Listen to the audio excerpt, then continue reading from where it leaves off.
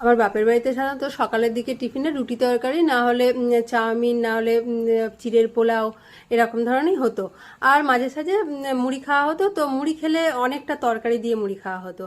তো আমি যখন মানে শ্বশুরবাড়ি এলাম বিয়ের পরে, তো দেখতাম যে ওরা এরকম গোটা মুসুর দিয়ে মুড়ি খায়।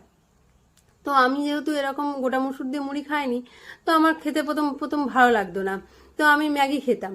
তো ম্যাগি খেয়ে দেখতাম যে আমার পেটও ভরতো না, আর মনটাও শান্তি পেত না। কারণ আমি একা একা খেতাম, আর ওরা কি সুন্দর মজা করে এরকম জিরে লঙ্কা ভাজা দিয়ে একসঙ্গে খেত। তো আমার মানে কেমন নিজেকে মনে হতো যেন কোনো অন্য প্ল্যানেট থেকে এসছে, অন্য একটা প্রাণী। তো আস্তে আস্তে ভাবলাম যে ওদের সঙ্গে যখন থাকতে হবে তো ওদের মতন করেই থাকতে হবে। তো আমি আস্তে আস্তে খাওয়া শুরু করলাম। আর সত্যি সত্যি খেতে খেতে কখন যে ওই গোটা মুসুর খাওয়া মানে আমার ভালো লেগে গেল, ভালোবেসে ফেললাম, আমি নিজেও জানি না।